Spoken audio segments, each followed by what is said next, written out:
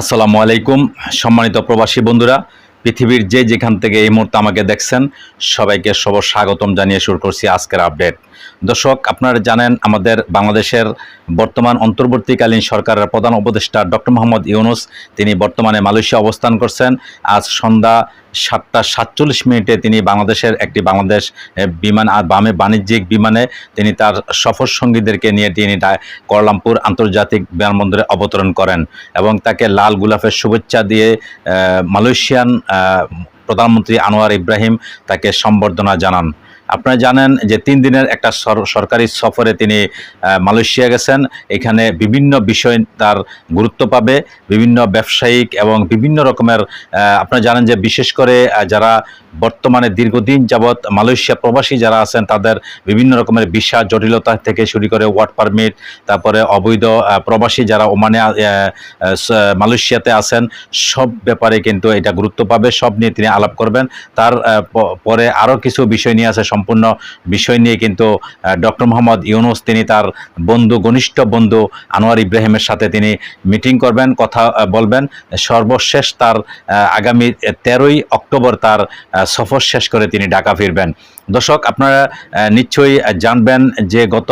24শে আগস্টে যখন বাংলাদেশে একটা গণ অভ্যুত্থান হয়েছিল, 24শে জুলাই আগস্টের গণ অভ্যুত্থানে আপনারা জানেন যে বাংলাদেশের একটা দীর্ঘ 16 বছর একটা স্বৈর শাসকের যখন পতন ঘটে, 5ই আগস্ট শেখ হাসিনা যখন বাংলাদেশ থেকে পালিয়ে যায়, তখন 8ই আগস্ট আমাদের অন্তর্বর্তীকালীন সরকারের প্রধান উপদেষ্টা ডক্টর মোহাম্মদ ইউনূস তিনি ক্ষমতাভার গ্রহণ করেন এবং তার পরপরই প্রথম তিনি তার বন্ধু আনোয়ার ইব্রাহিমকে তিনি আমন্ত্রণ জানান এবং কিছু সময়ের জন্য তিনি বাংলাদেশে এসেছিলেন। এখন সেই যে আমন্ত্রণ জানিয়েছিলেন সেটার পরিবর্তে কিন্তু সেটার অবদান বা সেটার তাকে সেই কারণেই কিন্তু বর্তমানে ডক্টর মোহাম্মদ ইউনূসকে তিনি আমন্ত্রণ জানিয়েছেন এবং তার আমন্ত্রণে আনোয়ার ইব্রাহিমের আমন্ত্রণে ডক্টর মোহাম্মদ ইউনূস তার সফর সঙ্গীদেরকে নিয়ে তিনি 3 দিনের সফরে মালয়েশিয়া গেছেন এবং ওইখানে বাংলাদেশের স্বার্থ এবং বিভিন্ন রকমের ব্যবসা বাণিজ্য থেকে শুরু করে সব কিছুই ওইখানে প্রাধান্য পাবে। তো আপনারা জানেন যে ওইখানে আমাদের আইন উপদেষ্টা বা আমাদের বাণিজ্যিক বা প্রবাসী যে উপদেষ্টা আসিফ নজরুলও কিন্তু তাদের সাথে আরও কয়েকজন উপদেষ্টা তার সাথে কিন্তু সফর সঙ্গী হিসাবে আছেন। তো এটা আমাদের বিশেষ করে আপনারা জানেন যে এই ডক্টর মোহাম্মদ ইউনূস তিনি যখন সর্বপ্রথম তিনি ক্ষমতায় আসেন, তিনি প্রধান উপদেষ্টা হিসাবে সর্বপ্রথম তার প্রথম সফর ছিল থাইল্যান্ডে যে একটা আপনারা জানেন যে প্রথম সফর ছিল, ওই সফরে কিন্তু গুরুত্ব পেয়েছিল। তো ডক্টর মোহাম্মদ ইউনূস ক্ষমতায় আসে আজকে দীর্ঘ প্রায় 1 বছর তিনি বিভিন্ন দেশে সফরে গেছেন। আপনারা জানেন যে জাতিসংঘ কিন্তু যে সফরে গিয়েছেন ওইখানেও কিন্তু প্রধান বক্তা হিসাবে প্রধান তিনি মেহমান হিসাবে ওইখানে ছিলেন। তো যাই হোক, আমাদের ডক্টর মোহাম্মদ ইউনূস তিনি খুবই সম্মানী ব্যক্তি, সম্মান হিসাবে তিনি বর্তমানে মালয়েশিয়া অবস্থান করছেন, সফরে আছেন। আশা করি ওইখান থেকে বিশেষ করে আমরা সবচেয়ে বেশি প্রবাসীদের পক্ষ থেকে তাকে অনেক অনেক ধন্যবাদ এবং আমরা আশাবাদী থাকব যে ডক্টর মোহাম্মদ ইউনূস অবশ্যই মালয়েশিয়া প্রবাসী যারা আছেন, বিশেষ করে শুধু মালয়েশিয়া নয়, ওমান, কাতার সহ সৌদি আরবের মধ্যপ্রাচ্যের যতগুলো দেশ আছে সবগুলা দেশ আমাদের অন্তর্বর্তীকালীন সরকার যাতে এই ব্যবস্থাগুলো নেয় যারা অবৈধ আছে। আপনারা জানেন বর্তমানে চলমান ওমানে যে অবৈধ প্রবাসীদের গত ফেব্রুয়ারি মাস থেকে শুরু হয়েছে, দুই মেয়াদে কিন্তু অবৈধ প্রবাসীদের বৈধ করার সুযোগ থেকে শুরু করে আউটপাস, তারপরে আপনারা জানেন যে যারা ব্লকে ছিল ব্লক পর্যন্ত উঠায় নেওয়া হয়েছে। তার পাশাপাশি বর্তমানে ওমানে ভিসা সম্পর্ক কিন্তু খুব সুন্দরভাবে আপনারা জানেন যে ওমানে মাসকাটে অবস্থিত আমাদের যে দূতাবাস বা রাষ্ট্রদূত আছে, রাষ্ট্রদূত কিন্তু আপনারা জানেন বিবৃতি দিয়েছে যে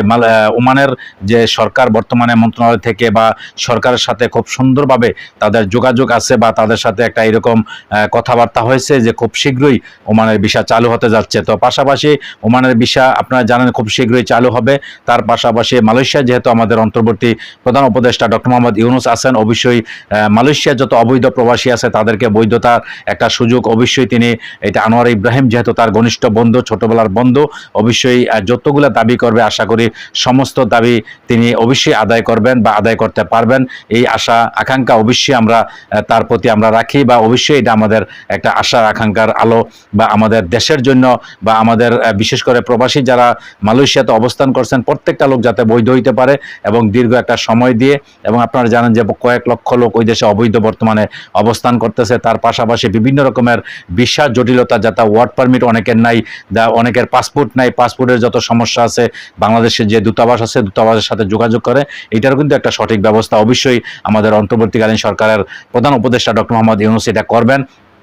আপনারা জানেন যে আমাদের প্রবাসীদের ভোটাধিকার এটা এই প্রথম 1971 সালের স্বাধীনের পর থেকে আজকে দীর্ঘ 53 বছর পর আপনারা জানেন যে বাংলাদেশে এই প্রথম প্রবাসীরা ভোট দিবে এবং ভোটের ব্যবস্থা আমাদের অন্তর্বর্তী সরকার করতেছে। তো যাতে প্রবাসীরা পৃথিবীর যেখানে আমরা থাকি না কেন সবাই যেন আমরা ভোট দিতে পারি, আমাদের দেশে একটা জাতীয় নির্বাচন বা যে কোনো নির্বাচনে যাতে আমরা সঠিকভাবে আমাদের নিজের মনের ভাবটা প্রকাশ করতে পারি, তাহলে এটা আমাদের জন্য একটা খুবই একটা দেশের নাগরিক হিসাবে এটা আমাদের একটা প্রাপ্য। তো সেই সুযোগটা বা সেই অধিকারটা আমাদের অন্তর্বর্তীকালীন সরকারের কাছে আমরা অবশ্যই এটা আবেদন করব বা এটা আমরা আশাবাদী থাকবো। কারণ এই পর্যন্ত দীর্ঘ 53 বছরে যত রাজনৈতিক দল ক্ষমতায় আসছে কেউ কিন্তু এটা নিয়ে কোনো রকমের মাথা ব্যথা নেই বা কেউ এরকম কেউই কোনো উদ্যোগ নেয় নাই বা এটার ব্যাপারে চেষ্টাও করেন নাই। তো এই সর্বপ্রথম আমরা প্রবাসীরা যারা আছি বিভিন্ন দেশে, আপনারা জানেন প্রায় 1.5 কোটি প্রবাসী সারা পৃথিবীর মধ্যে আমরা ছড়িয়ে ছিটিয়ে আছি, প্রত্যেকটা লোক যাতে প্রবাসীরা ভোট দিতে পারে, অবশ্যই সেই প্রত্যাশা আমরা এই সরকারের কাছে রাখবো। তার পাশাপাশি ডক্টর মোহাম্মদ ইউনূস তিনি প্রবাসীদের জন্য অনেকগুলো উদ্যোগ নিয়েছেন, সেই কাজগুলো যাতে সমাধান করবে আগামী নির্বাচনের আগে যাতে প্রবাসীদের যে সুযোগ সুবিধার সাথে এগুলা করে। আর যদি প্রবাসীদের বিরুদ্ধে যদি কোনো সরকার যায় বা প্রবাসীদেরকে নিয়ে কটূক্তি করে বা এরকম কোনো রকমের যাতে যদি করে, তাহলে আমরা যেহেতু প্রবাসীরা দেশকে ভালোবাসি, দেশের মানুষকে আমাদের ফ্যামিলিকে ভালোবেসে আমরা বৎসরের পর বৎসর আমরা প্রবাসে থাকি, যদি কোনো সরকার যদি আমাদের বিপক্ষে যায় তাহলে ওই সরকার কখনোই বাংলাদেশে টিকবে না বা টিকতে পারবেও না। সেই প্রত্যাশা আমরা সবাই রাখি। আশা করি এই দেশের সরকারের বিরুদ্ধে আমরা কখনো প্রবাসীরা যাইতে চাই না। প্রবাসীদের যদি সমস্ত সুযোগ সুবিধা যদি আমাদেরকে দেয় তাহলে আমরা কেন সরকারের বিরুদ্ধে যাব? আমরা তো এই দেশের ভালোই চাইতেছি, আমরা তো এই দেশের নাগরিক। তো সুতরাং আমরা চাইবো যাতে বাংলাদেশে যখন যেই সরকারি ক্ষমতায় আসুক যাতে আমাদেরকে সুযোগ সুবিধা দেয়, প্রবাসীরা যাতে কোনো রকমের সমস্যা না হয়। আপনারা জানেন যে শুধু যে কোনো দেশে, পৃথিবীর যে কোনো দেশে শুধু কেবল আমরা বাংলাদেশিরা থাকি না, ওইখানে পাকিস্তান, ইন্ডিয়ান, নেপালি বিভিন্ন দেশের লোকেরা থাকে, কিন্তু অন্যান্য দেশের লোকেরা যেরকম তাদের পাসপোর্ট বা যে কোনো সুযোগ সুবিধা তাদের দূতাবাস থেকে পায়, সেই সুযোগ সুবিধাগুলো কিন্তু আমরা পাই না। কিন্তু আলহামদুলিল্লাহ বর্তমানে অন্তর্বর্তীকালীন সরকারের আমলে যেহেতু মোটামুটি ভালো একটা চাপের মধ্যে আছে, যার জন্য কানুন খুব ভালোভাবে প্রচলিত হচ্ছে, যার জন্য বর্তমানে সব দেশেই কিন্তু বর্তমানে যে বাংলাদেশ দূতাবাসগুলো আছে এগুলা ভালো কাজ করতেছে বা আমাদের প্রবাসীদের জন্য মোটামুটি আগের থেকে তুলনামূলকভাবে, যদিও আমরা পুরোপুরি এখনো সেবা পাই না, পুরোপুরি এখনো আমরা যেতটুকু আমাদের প্রত্যাশা সেই পরিমাণে আমরা পাই না, তারপর আলহামদুলিল্লাহ। কারণ অতীতের যে আমাদের যে ব্যবহার, আমাদের সাথে রাবিশ ব্যবহার করতো, আমাদেরকে কুকুরের মতন ব্যবহার করতো, আমাদের সাথে খারাপ ব্যবহার করতো, সেটার থেকে আমরা উত্তোলন হয়ে মোটামুটি একটা ভালো একটা পজিশনে আসছি এবং আগামীতে আশা করব যে আমাদের আরও বেশি আমাদেরকে মূল্যায়ন করবে প্রবাসীদের, যেহেতু আমরা বাংলাদেশের রেমিটেন্স বা আমরা এই দেশের যত অর্থনৈতিক অবস্থা আমরা সচ্ছল রাখি, আমাদেরকে বলা হচ্ছে রেমিটেন্স যোদ্ধা। আমরাই একমাত্র রেমিটেন্স যোদ্ধা এবং আমরা বাংলাদেশের প্রত্যেকটা আন্দোলন, প্রত্যেকটা অর্থনীতি থেকে শুরু করে প্রত্যেকটা সেক্টরে আমাদের প্রবাসীদের অবদান আছে। সুতরাং আশা করি এবং আমরা প্রত্যাশা রাখি বাংলাদেশে যখন যেই সরকারি ক্ষমতায় আসুক আমাদের প্রবাসীদেরকে